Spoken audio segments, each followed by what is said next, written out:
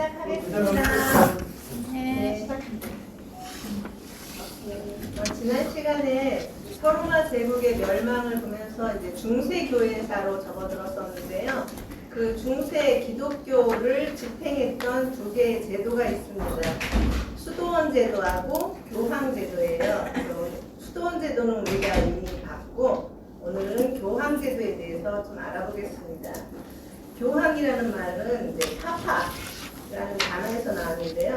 파파는 아버지라는 뜻이고 그 파파스에서 이제 유래를 했습니다. 그래서 존경을 뜻하는 개념이었고 처음에는 알렉산드리아의 아타나시우스나 카르타고의 시프리안과 같은 그런 존경할 만한 감독에게 부여된 이름이었습니다. 그런데 8세기 이후부터 여러 지역의 감독 중에서 로마 감독이 감독 중에 감독이라는 그 최고의 권위를 갖게 되었고요. 그레고리오 7세 교황 때부터 1073년인데요. 교황에게만 독점적으로 이제 그 로마 교황 감독에게만 교황이라는 이름이 독점적으로 부여되었습니다.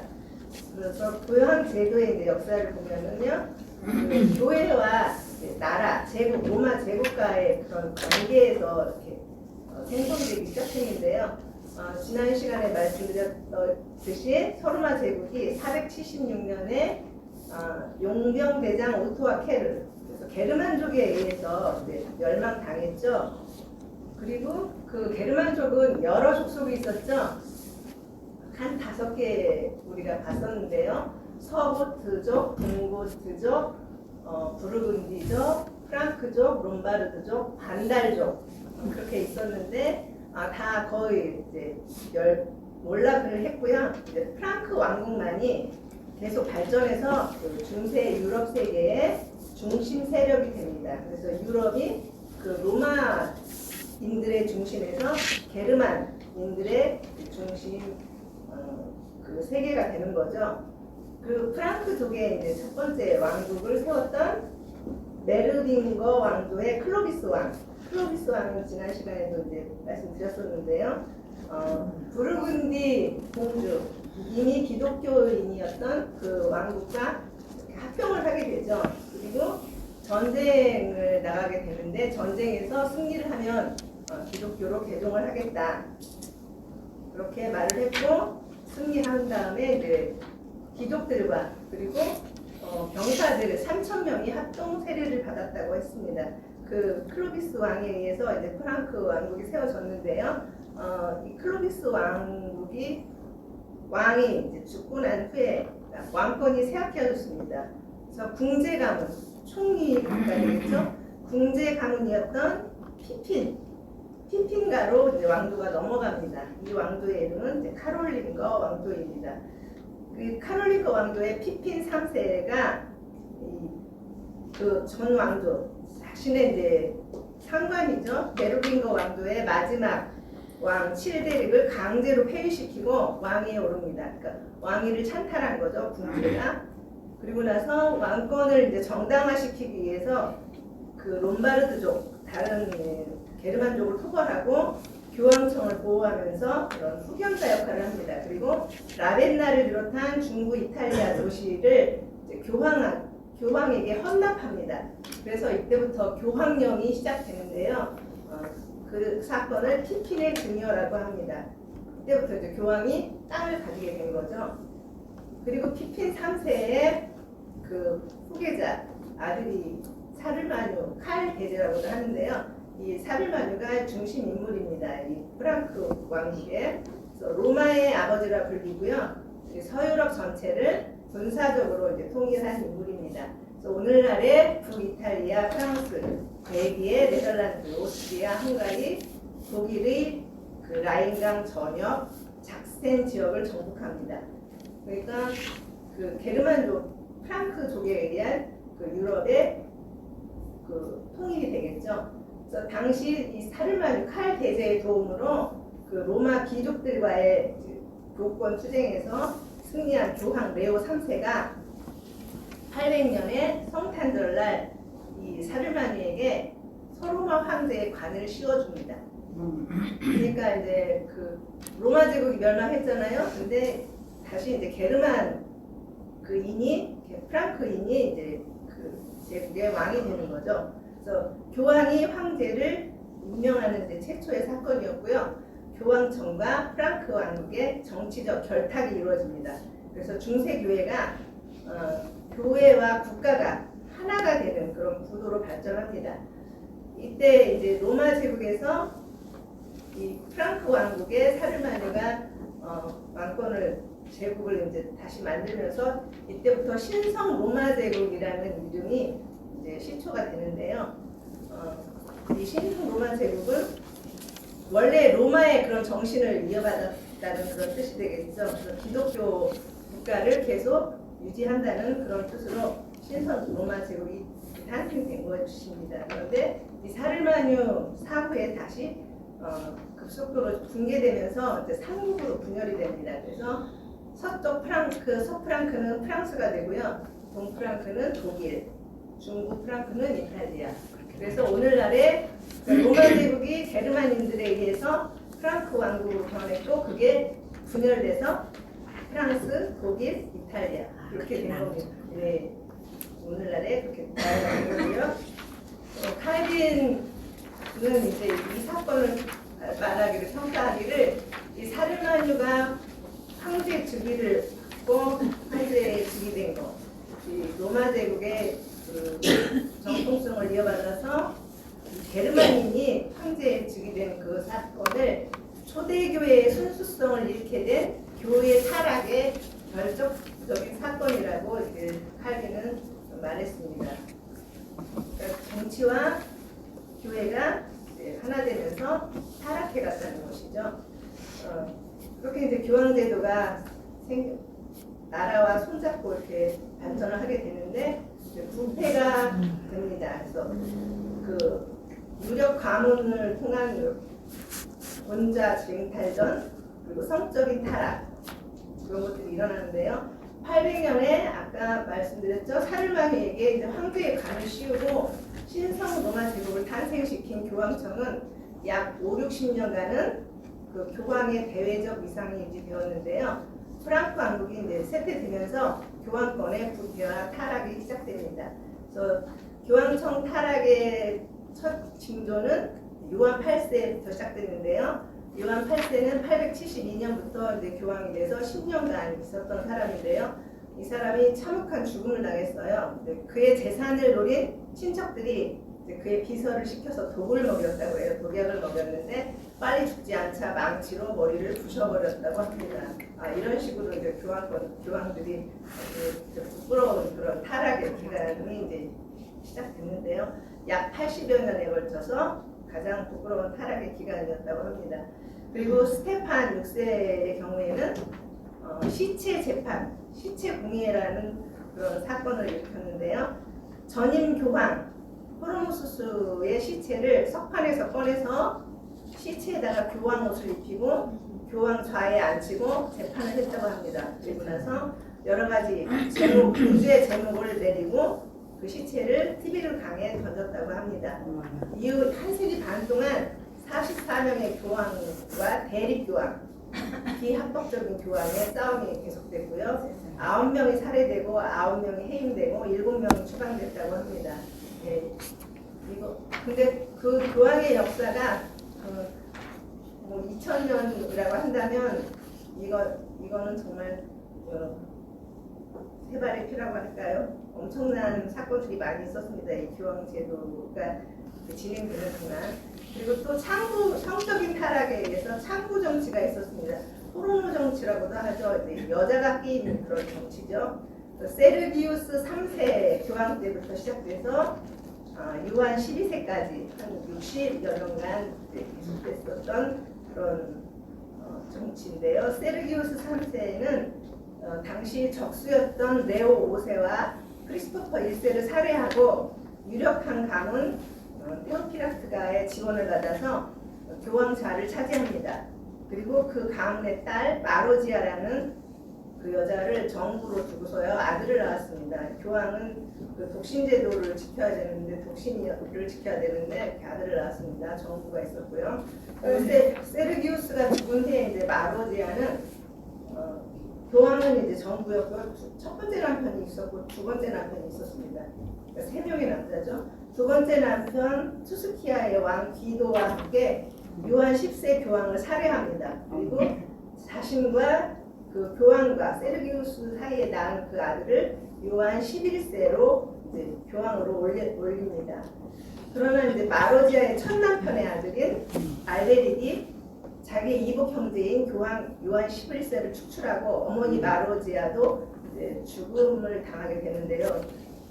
직접 죽인 것은 이제 안 밝혀졌기 때문에 이 아들이 죽이지 않았을까 보고 있습니다. 그리고 나서 마음대로 권력을 휘둘렀는데요.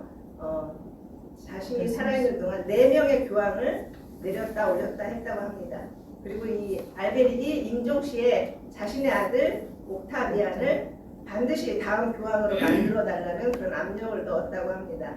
그래서 사실 그대로 되어서 알베릭 사후에 옥타비안이 16살의 나이에 요한 12세라는 이름으로 교황에 올라갑니다.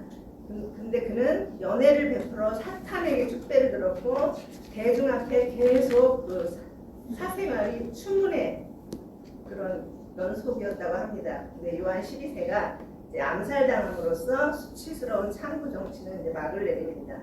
그리고 또 이제 교황제도의 부패에서 서임권 투쟁이 있었습니다. 서임권은 성직자 임명권입니다. 그래서 교황이 성직자를 임명하느냐, 세속 왕이 황제가 성직자를 임명하느냐, 그 지배권을 갖고서는 싸우게 되는데요.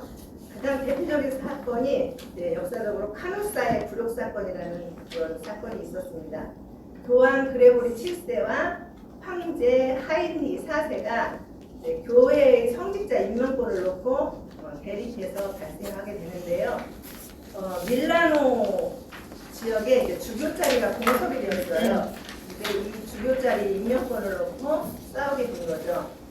교황 그레고리 7세는 1075년에 2월에 법령을 내립니다. 어떤 주교나 수도원장도 세속적인 통치자로부터 서임을 받아서는 안 된다. 그러니까 교황만이 이제 서임을 할 수 있다는 거죠. 로마 교회는 오직 하나님에 의해서만 설립되었다. 그에게는 그 교황에게는 황제를 폐위시킬 수 있는 권한이 있다. 그렇게 법령을 발표합니다. 그러니까 황제가 이에 맞서서 하이니 4세가 교황 그레고리우스 7세를 폐위를 선언을 합니다. 그랬더니 또 그레고리 7세는 그리스도가 베드로에게 부여한 맺고 푸는 권세를 가진 교황의 권한으로 왕을 이제 파문하고 폐위를 선언합니다. 그러니까 서로 폐위를 선언한 거죠. 그리고 독일 왕에 대한 백성의 충성 의무를 해제합니다.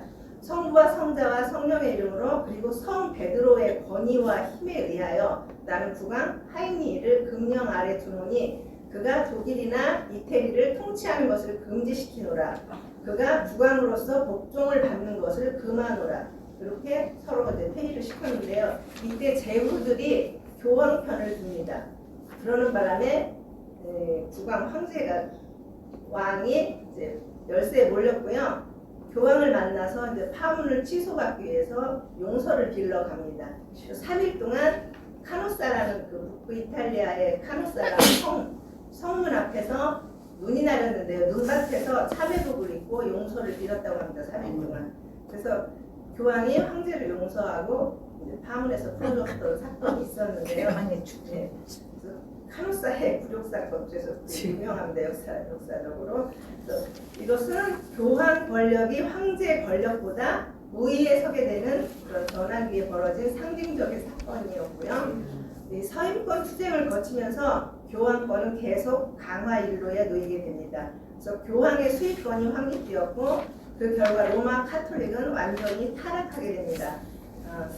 로마 대주교는 이제 지방 총독이 다스리는 영지에 만족하지 않고 계속 다른 나라의 그 땅들에 손을 뻗치고 나아가 제국 자체에 이제 손을 뻗칩니다. 이 교황권의 절정은 이노센티우스 3세 1198년부터 1216년까지 있었던 교황인데요. 그는 교황이 행사해야 할 세 개의 주재권, 이 세 개의 주인이라는 거죠. 자신이 교황이 그 주재권을 정교하게 정당화했으며 열국의 군주들은 그를 두려워했고 교회는 교황권의 전성기를 부과했습니다. 그러나 이제 이노센트 3세 이후에 등장한 그 이후의 13세기의 교황들은 그 세속 국가의 정치적 사안에 너무나 광범위하게 그리고 깊이 빠져간 그 교황청의 방향을 절제하지 못하고 마침내 자충수를 범하게 이릅니다. 너무 그 세상 권력에 맞추고 빠져들어갔던 거죠. 그 교황권이 이제 몰락하는 이제 시기가 왔는데요. 이제 세속 군주의 교황청 지배, 이제 왕에게 지기 시작하는 거죠. 교황이. 그래서 교황청의 바벨론 포로 시대가 한 70여 년간 됩니다. 지금까지는 교황은 로마인이었고 교황청은 로마에 있었는데요. 프랑스 사람 클레멘트가 이제 교황이 됐어요. 그러면서 교황청을 프랑스로 옮겼습니다. 프랑스 와디뇽으로 옮기고 이때부터 이제 70년간 프랑스 왕의 산하 기관이 됩니다. 예속 기관이 됩니다. 이 교황이. 그래서 교황청의 해체 기간이었고 각 지역에 있던 교회와 성직자들도 교황의 지배를 받는 것이 아니라 그 지역 군주의 권력 아래 흡입되어간 그런 기간이 되겠습니다. 그리고 또 동인의 시대, 지금까지 교황의 권력이 가장 최지상이었지만 공의주의가 이제 탄생이 돼서 공의가 교령을 공포합니다. 공의회는 교회의 최고 권위이며 교황권의 상위에 있는 그런 교회의 지상적 존재임을 선언합니다. 그래서 대표적인 공의회가 이제 피사회의와 콘스탄츠 공의회가 있었는데요. 이렇게 14세기부터 시작된 교황권의 몰락이 우리 1517년에 종교개혁이 있었죠. 종교개혁 때까지 계속 이렇게 침체기를 겪다가 19세기에 교황 지상주의가 다시 이제 떠오릅니다. 19세기에 교황 지상주의가 본격화되었는데요. 교황 지상주의는 카톨릭 교회에서 국가적인 교회나 교구의 독립성을 반대하고 권력의 집중과 교황청의 영향력을 지지하는 그런 주의가 되겠는데요.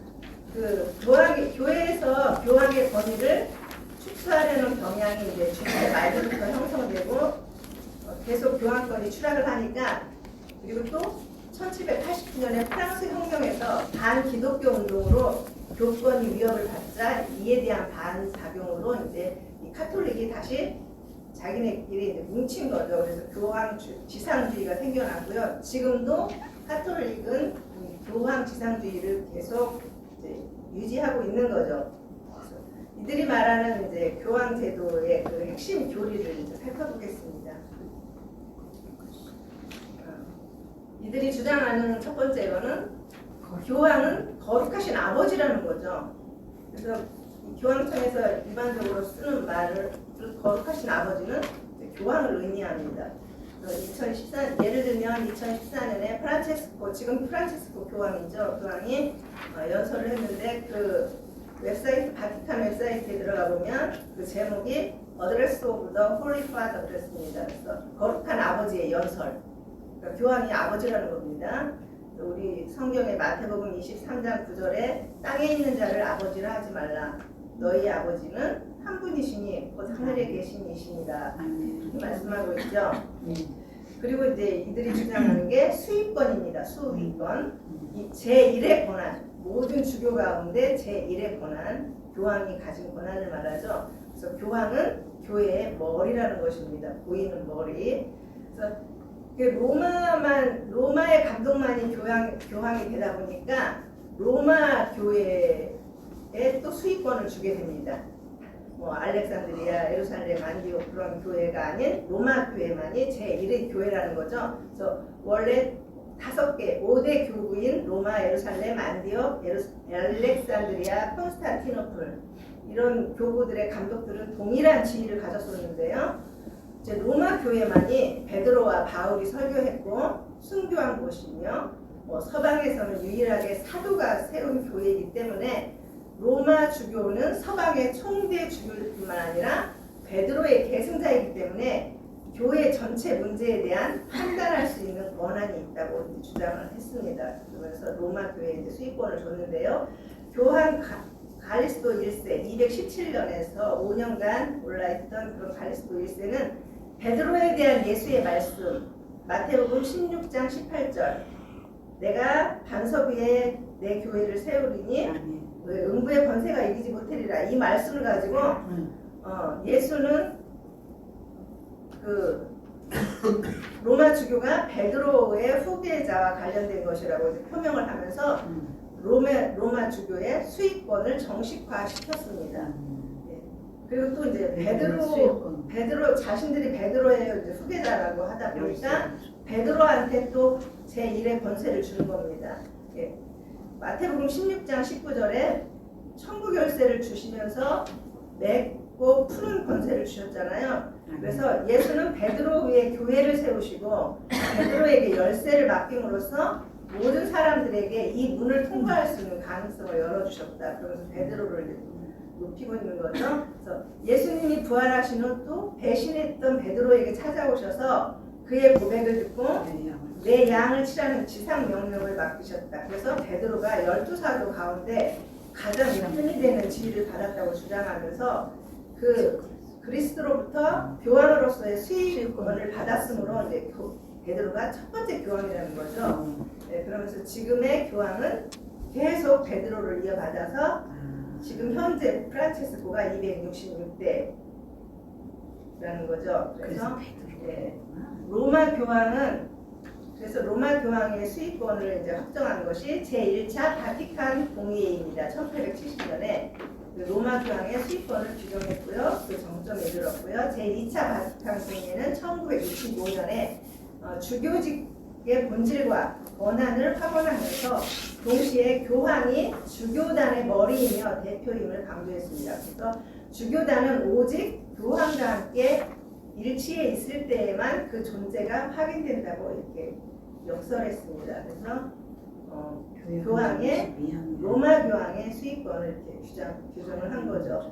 그래서 칼빈은 말하기를 초대교회가 타락하게 된 가장 중요한 원인들 가운데 하나로 교황의 부당한 수익권 주장의 확립을 지적을 합니다. 이들의 주장이 이제 거기 나와 있는데요.